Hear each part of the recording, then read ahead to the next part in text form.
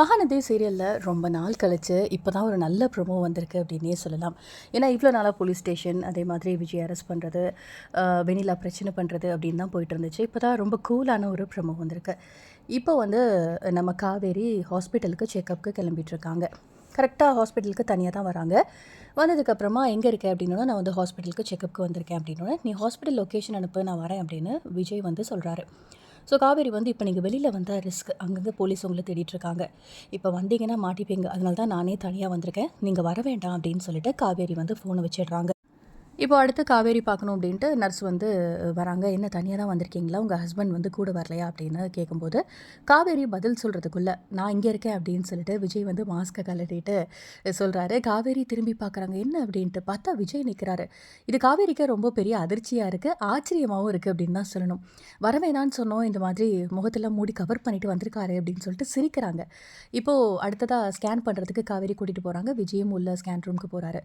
போனதுக்கப்புறமா கேஷுவட் மாதிரி தெரியல, இதான் பேபி அப்படின்னோடனே காவேரியும் விஜயும் அந்த பேபியை பார்த்து அவ்வளோ சந்தோஷப்படுறாங்க. 2 பேருக்கும் அவ்வளோ ஹாப்பியாக இருக்குது. ஸோ ஸ்கேன்லாம் பண்ணி முடிச்சுட்டு உடனே காவேரி விஜய் வெளியில் வராங்க. இதில் பெரிய ஹைலைட் என்ன அப்படின்னா, காவேரியோட ஹேண்ட்பேக் வந்து விஜயோட ஷோல்டரில் இருக்குது.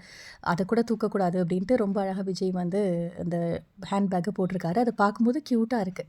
ஸோ நிறைய பேரோட ட்ரீம் அதுதான், இந்த மாதிரி ஹேண்ட்பேக் வந்து ஒரு சுச்சுவேஷனில் ஹஸ்பண்ட் வச்சுக்கணும் அப்படிங்கிற மாதிரி. ஸோ அது நடந்து வரும்போது வெளியில் பார்த்தீங்க அப்படின்னா நிறைய போலீஸ் எல்லாம் நிற்கிறாங்க, 2-3 பேர். உடனே நில்லுங்க வெளியில் வந்துடாதீங்க, போலீஸ் நிற்குது அப்படின்னு சொல்லி ஒரு பக்கம் காவேரி சொல்ல, விஜய் வந்து அப்படியே மறைஞ்சு நிற்கிறாங்க.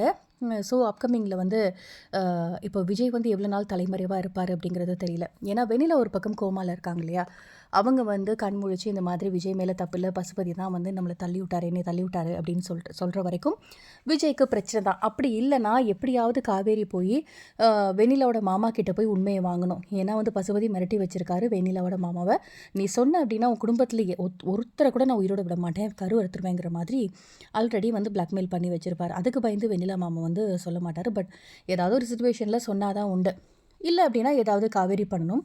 இதில் எந்த ஒரு மிராக்கிள் நடக்கும் அப்படின்னு தெரியல. ஆனால் இந்த ஒரு விஷயம்லாம் நடக்கிறதுக்கு நிறைய எபிசோட் கொண்டு போக வேண்டியது இருக்கும். இன்னொரு பக்கம் இவ்வளோ பிரச்சனை நடக்குது அப்படின்னு சொல்லி சாரதா வந்து டிவோர்ஸ் பண்ணு அப்படின்னு மறுபடியும் ஆரம்பிக்க போகிறாங்க. இந்த விஜய் வேணாம் தலைமுழுக்கு அப்படின்னு சொல்ல போகிறாங்க. காவேரி வந்து எப்போ சொல்கிறாங்களோ நான் கர்ப்பமாக இருக்கேன் அப்படின்னு சொன்னால் மட்டும்தான் சாரதா அந்த ஒரு டார்ச்சர்லேருந்து காவேரி தப்பிக்க முடியும்.